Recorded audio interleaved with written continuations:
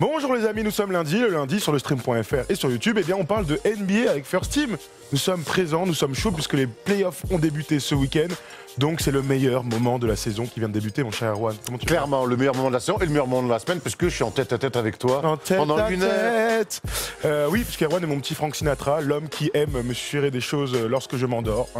Mais que le lundi soir, parce qu'après il faut bien que je rentre chez moi au bout d'un moment. Sinon, maman à la maison le voit. Les amis, on est ravis de vous avoir en commentaire. On les lit depuis le début, puisqu'avant, vous le savez, lorsque vous êtes le lundi, juste avant midi, il y a un petit replay de l'émission du jeudi de la semaine précédente. La semaine dernière, c'était avec Pierre Cross. Et ce jeudi, ce sera le retour de notre ami Stephen Brun, puisqu'il ne faut pas déconner. Et il y aura une surprise aussi jeudi. Et il y aura normalement une surprise, c'est vrai.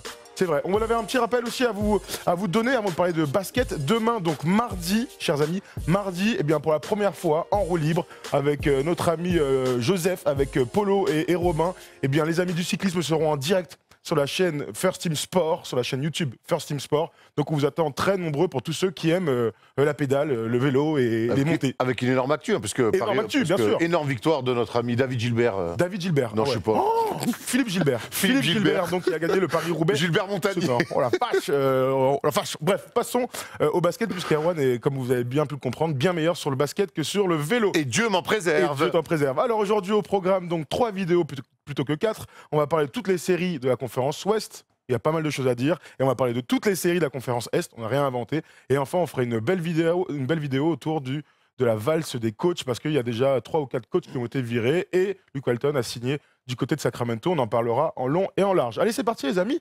On va partir de la conférence Ouest.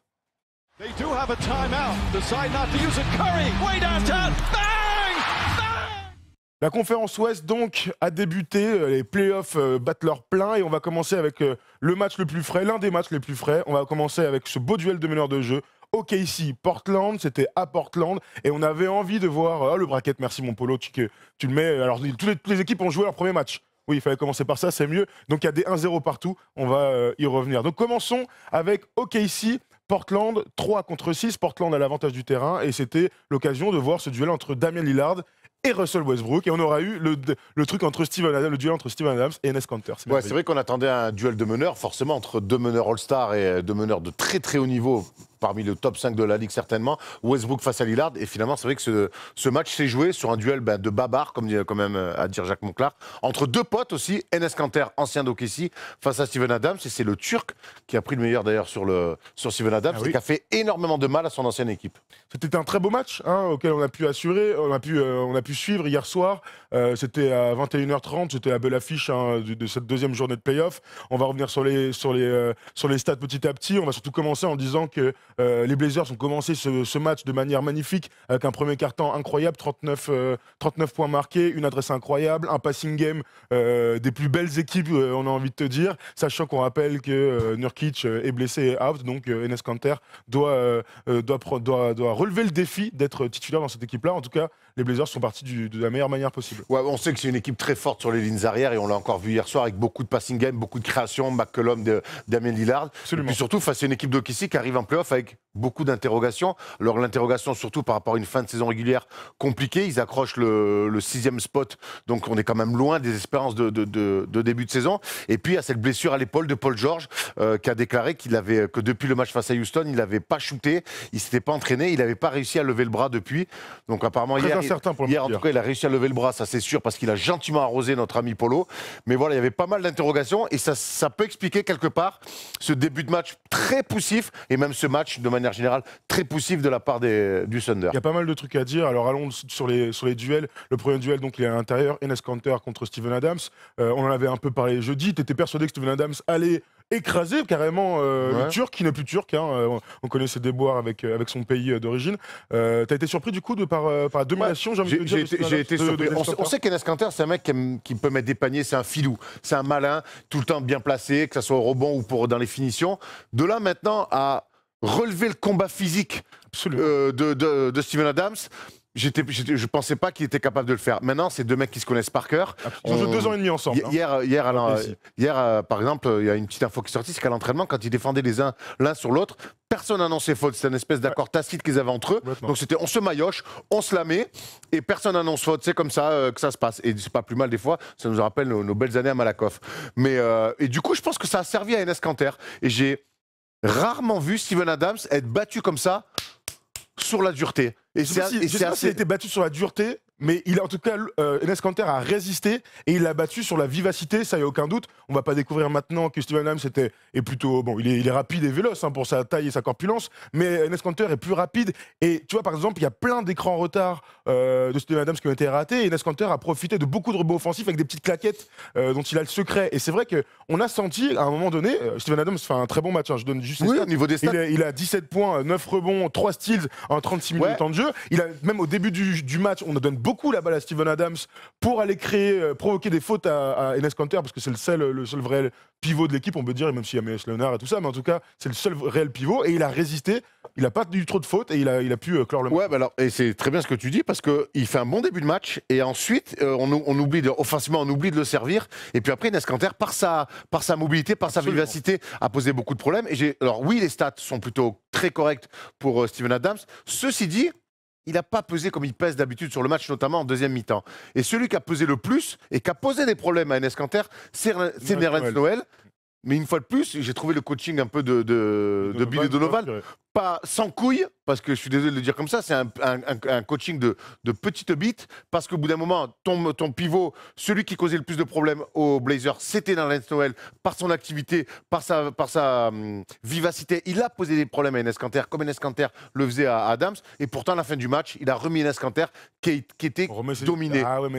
Les coachs font toujours ça, mais c'est malheureux, parce qu'en playoff, la vérité d'un match n'est pas forcément la vérité du match d'après. Là, sur ce match-là, c'est Nerlens Noel qui aurait dû finir, parce que la vérité de ce match-là a fait que c'était comme ça. Mais voilà, les playoffs sont des ajustements, et Billy Donovan, une fois de plus, a montré qu'il n'en avait aucun. Nerlens Noel, hier, c'est 8 points, 6 rebonds en 12 minutes à 405 au tir. On va sur d'autres duels, avant de parler de Paul George et donc justement de ses stats au tir qui sont un peu cata.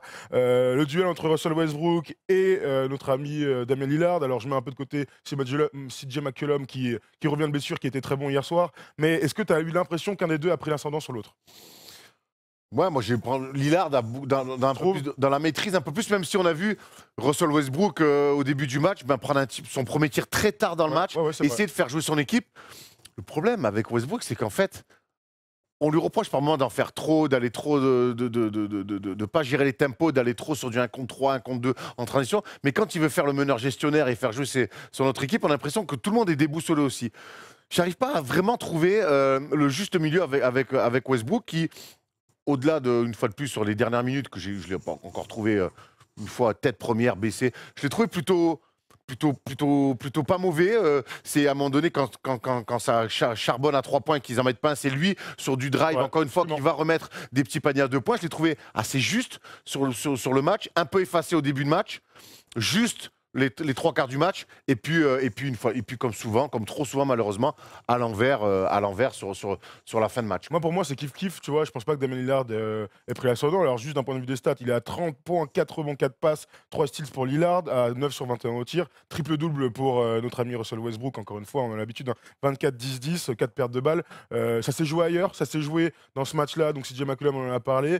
Paul George a fini à 4 sur 15 au tir. On sent qu'il a une gêne à l'épaule. 4 sur 15 à 3 points. À 3 points, pardon. 8 sur 24 au tir. 8 sur 24 au tir. Ce qui est dingue dans ce match, c'est qu'on a senti que Portland était au-dessus, que l'équipe était plus aboutie, j'ai envie de te dire, qu'ils se faisaient plus confiance. Malgré tout, grâce à leur défense, grâce à un match, mine de rien, à 104-99 qui finit sans un gros score, eh bien, cette équipe du Thunder se laisse la possibilité d'aller gagner ce match à l'extérieur. Et ça, c'est quand même une de leurs grandes forces cette saison. C'est vrai que Portland n'a jamais réussi à tuer le match. Mais viens, on revient un petit peu en arrière. Portland, il restait sur quoi en play-off ? Sur un sweep. Il s'était fait casser la gueule l'année dernière de manière très surprenante par les Pelicans. Donc il y avait quelque part peut-être un traumatisme encore restant. Alors certes, la saison régulière a été très bonne, mais on se souvient que la saison dernière, ils se sont fait sweeper. Donc peut-être qu'eux aussi, ils avaient et ça peut expliquer le fait qu'ils n'aient pas réussi à tuer le match. Il y avait peut-être un petit peu cette peur. Après, j'ai quand même trouvé que la maîtrise collective, elle était clairement côté Blazers. Et puis OKC, même s'ils se donnent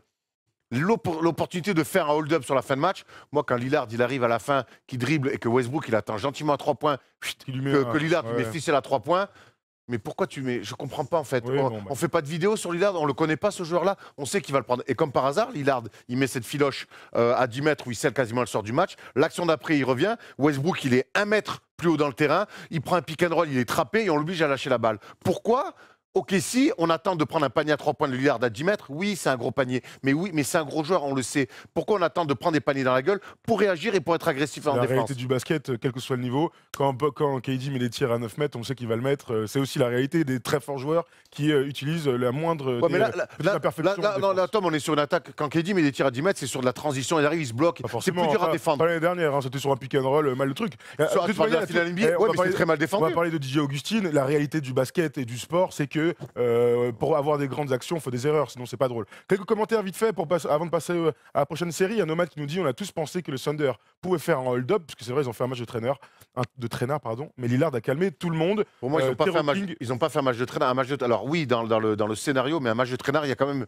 T'es dans le coup, t'as des bons pas. J'ai vraiment trouvé le collectif d'OKC très compliqué. C'est une équipe qui finalement, tout le match, ils ont été en souffrance. Ouais, mais bon, ils peuvent gagner le match. Alors ils se sont battus. Oui, mais ils le perdent. Ils se sont battus, certes avec leurs armes, mais j'ai trouvé que c'était une équipe en souffrance. J'ai trouvé Paul George en souffrance. J'ai trouvé Steven Adams qui n'a pas pesé comme il a l'habitude de le faire, notamment physiquement dans la raquette. Il n'a pas protégé le cercle comme il en a l'habitude de le faire.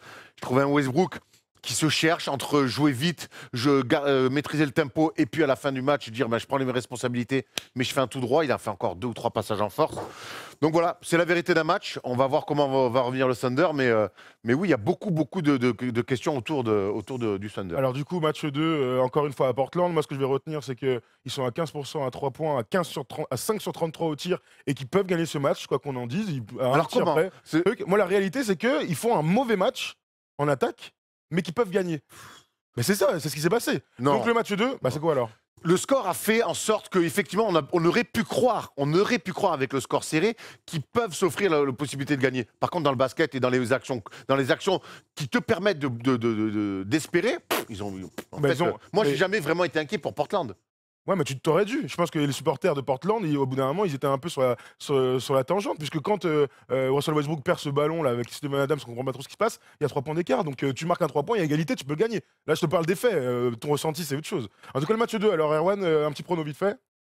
Moi, je vois une réaction d'OKC. De toute façon, j'ai mis le Thunder passer. Et je pense pas que 5 sur 33, ils vont continuer à bombarder comme ça. Maintenant, je sais que le basket moderne fait que l'adresse à 3 points a pris une ampleur importante.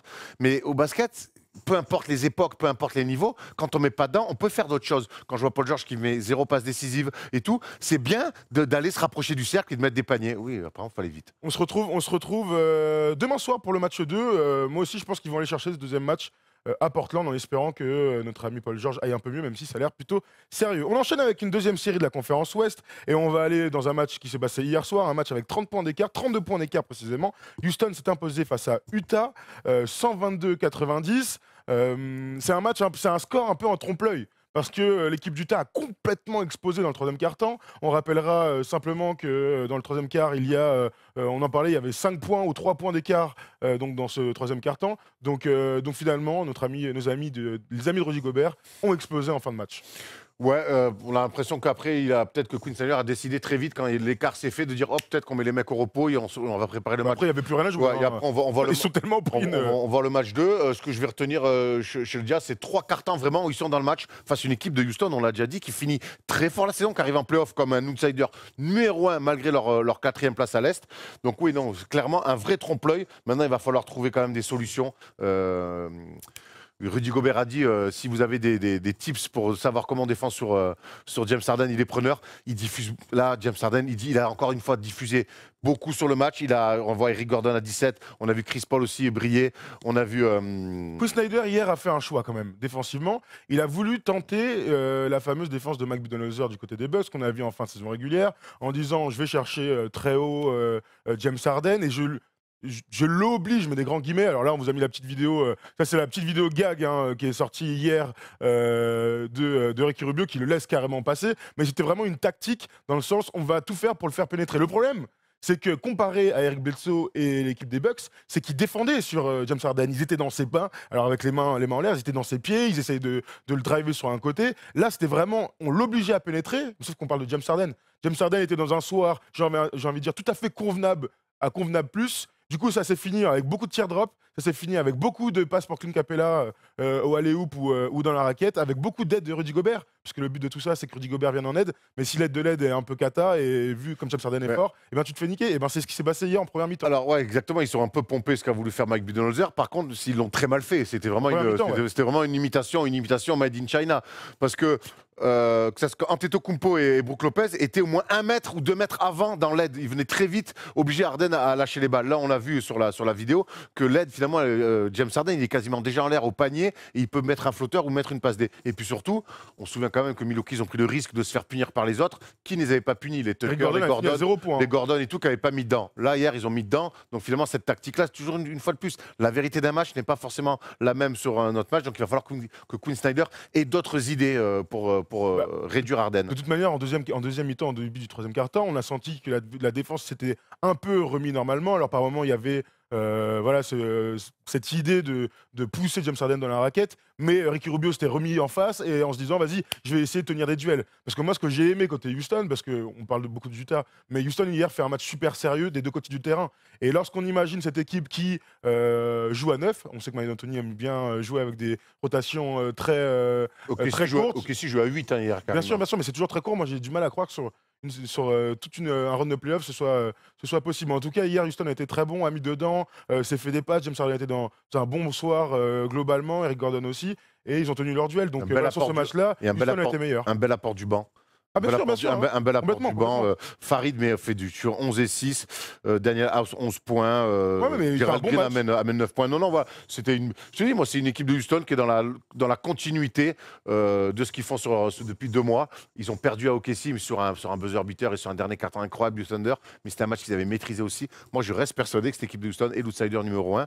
Par contre, ils risquent de tomber face aux Warriors en demi-finale de conf. Absolument. Il y a Nomad qui nous dit le Jazz manque tout de même de talent intrinsèque. Si Mitchell ne met pas 30 points en étant fort, ça devient compliqué. Ça manque de profondeur, selon moi. Ah bah après, Joe Ingles, on lui demande d'en faire beaucoup, quoi. Il faut qu'on se souvienne l'année dernière, quand il sort de Thunder, Joe Ingles avait été magistral, beaucoup hier, face aux Rockets. Ouais. Donc oui, il va falloir. Oui, effectivement, je suis d'accord avec Nomad. Ricky Rubio a beaucoup de. C'est marrant parce que, tu sais. Alors Ricky Rubio, on l'aime ou on l'aime pas, il a son style particulier, catogan fou. Mais hier, j'ai aimé son agressivité, il essaie d'aller au lay-up, alors il aura toujours des échecs et tout, mais ils vont avoir besoin de toute manière, comme dit Noman, d'avoir un deuxième ou une troisième force extérieure pour aller marquer des points. Pour finir, Rudy Gobert finit à 22 points, 12 rebonds, on retiendra son moins 23 de plus-minus. À voir comment ça se goupille lors de son duel avec le Suisse Clint Capella. Pour finir, on parle de talent. Jay Crowder, hier, il y a 1 sur 9 au tir. C'est un mec en général, qui apporte de l'adresse extérieure, qui apporte de la dureté. Hier, il est passé un peu au travers et ça se sent, ça a fait mal à son équipe. Ils ont explosé. Tu perds 39-19 le dernier quart-temps, tu es encore dans le match. Il y a une séquence pendant 5 minutes, ils n'arrivent pas à marquer un panier. Ils perdent des ballons, mais des ballons, tu sais, des passes, boum, la balle, on appelle ça une Steph Curry, hein, les balles qui vont directement dans les tribunes, alors que tu peux faire un rapproché, voire passer devant. Et donc, quand tu rates ce genre de moment, de momentum dans un match face à Houston, tu perds à la fin. Bref, 2-0, tu penses après 2-0 au prochain match? Ouais, moi j'ai. De toute façon, après prendre moins 32 ou moins 1 en playoff, ça sert à rien. Là, absolument. Mener 1-0. Voilà. Absolument. On enchaîne avec une troisième série de la conférence Ouest. On va aller du côté de Golden State qui recevait donc les Clippers. Victoire 121-104. C'était le premier soir. Ils jouent d'ailleurs ce soir le deuxième match de cette série-là. Qu'est-ce qu'on va retenir dans ce match-là? Steph Curry qui rentre encore une fois dans l'histoire, qui fait un match merveilleux d'une insolence incroyable. 38 points, 15 rebonds, 7 passes pour le chef Curry qui était magnifique. Ce qu'on va retenir, effectivement, c'est ce record-là. Donc, c'est le joueur qui a mis le plus de paniers à 3 points en play-off. Donc, on est dans le troisième, c'est LeBron dans cette liste. On est dans une forme logique. Ce que je vais retenir, c'est que les Warriors, là, ça y est, quand ils sont mis en mode play-off, et pas le mode LeBron, un play-off, le vrai mode play-off, avec le banc qui fonctionne, le début de match des Warriors est un chef-d'œuvre de collectif, d'attitude. Quand Klay Thompson, il prend le rookie Shamet qui le coupe 3 mètres au-dessus de la ligne, il prend un backdoor, bam, il le coupe sur les premières actions que Steph Curry, il régale. Alors, il met certes des tirs, il met des assists, que Draymond Green est dans la dureté, trouve de l'adresse, que DeMarcus Cousins, on va le trouver aussi pour qu'il mette ses premiers paniers en play-off enfin. Je fais putain de merde, quoi. Ça y est, ils sont mis en claque, ils ont cliqué, le banc s'ouvre et le banc est très fort. avec Iguodala qui se met sur des missions défensives sur le Williams, qui est très fort en première mi-temps. Boum, on envoie Iguodala dessus. En fait, ça, je me dis, mais oui, ils ne peuvent que gagner. Et tu nous disais que les Clippers, c'était vraiment chiant pour les Clippers, enfin, pour les Warriors. Pour moi, les Warriors font un match masterclass. Et en face, les Warriors s'accrochent, mais les Clippers s'accrochent et sont après dépassés par le talent. Mais moi, j'ai adoré le choix de mettre Pat Beverley sur Kevin Durant. J'ai adoré la rentrée de Williams, j'ai adoré le combat. Il leur a posé des soucis, Montrezl Harrell. Mais après, le talent et la profondeur de bande et l'expérience de cette équipe, c'est sûr que c'est injouable. En termes d'expérience, c'est compliqué. Ils ont 7 joueurs à plus de 10 points dans ce match-là. Ah non, pardon, non, pas du tout ce match-là. Je vais recliquer sur mon autre. Donc revenons vite fait sur ce choix de mettre Patrick Beverley sur KD. On rappelle juste que Shai Gilgeous-Alexander joue avec Steph Curry dans les match-ups. Et ensuite, tu as donc ce choix un peu incroyable de se dire que Pat Beverley va défendre sur un gars qui est largement plus grand que l'autre. Lui, il a fait un 85-86, allez, sans les chaussures. Et l'autre fait 2m10. Donc, a priori, il y a une vraie différence. Mais il a réussi à pas le gêner, mais en tout cas à lui rentrer dans la tête, puisqu'ils ont été exclus tous les deux. Ouais, alors, Steph disait, moi, les mecs qui parlent et qui se font casser la gueule, ça m'intéresse pas. Ceci dit, c'est que on a vu depuis des années que mettre un mec profil KD, entre guillemets, pour défendre sur lui, ça marche pas, il est trop fort. Donc, on a essayé de trouver une solution qui dépasse un peu le basket. On n'enlève rien à Pat Beverley sur le fait que ce soit un défenseur d'élite. Donc, on s'est dit, tu vas être dans ses pattes, tu vas essayer de le repousser le plus loin possible, et surtout, tu vas lui parler, tu vas essayer de rentrer dans sa tête. Ça n'a pas marché pour moi parce que j'ai vu un KD d'une sérénité, sourire. À un moment donné, quand tu fais la grosse faute derrière sur le contre, il le prend par les hanches pour essayer de le retenir. J'ai trouvé un KD d'une sérénité. Après, l'autre, il en fait beaucoup. Il a essayé, il n'a pas réussi. Une fois de plus, c'est la vérité d'un match. Ça ne sera peut-être pas celle d'un autre match. Et ils sont expulsés tous les deux parce qu'au bout d'un moment, KD lui dit ferme un peu ta gueule. Parce qu'au bout d'un moment, tu es en train de ramasser. Et Dieu sait qu'il a ramassé. Mais j'ai adoré, une fois de plus. Moi, j'aime ce truc. C'est tout à fait playoff. Alors, le choix, effectivement, basketement parlant, on pourrait se dire, ben non. Mais moi, j'ai aimé ce panache. J'ai aimé. On tente le coup. Ça n'a pas marché, mais j'ai aimé cette option-là. Len Stevenson l'a fait sur LeBron il y a quelques saisons. On y va avec le trash talking et tout ça. Tu as raison. Maintenant, il y a un truc qui est réel. C'est que là, KD, avec cette expulsion, donc prend 2 techniques. Et on se rappelle, par exemple, que Draymond Green, lors de la remontada folle des Cavs en finale, avait été suspendu un match parce que... Pour son coup de pied, je crois. Oui, mais non, c'est une association. Non, c'est des techniques. Il a été sa 7e technique. Donc, Steve Kerr est quand même inquiet parce que si, dès ton premier match de playoff, tu as déjà 2 techniques, sachant que KD est plutôt un habitué des techniques, eh bien, va falloir qu'il fasse un peu profil bas. Et on sait que notre ami Pat Beverley va continuer d'aller le chercher. Ah, lui, c'est sûr, il va pas arrêter. Hein. Ah non, il va pas arrêter. De toute manière, ça fait partie de leurs armes. Et toi, tu penses quoi? T'aimes bien, toi moi, je m'en régale.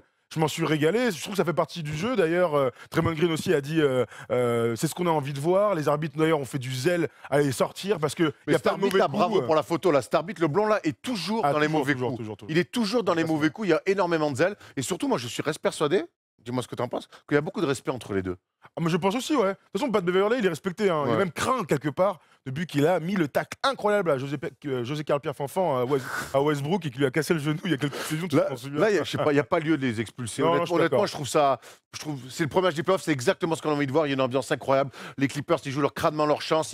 Ils sont dans le match, ils tentent des choses. Et là, boum, t'expulses des mecs.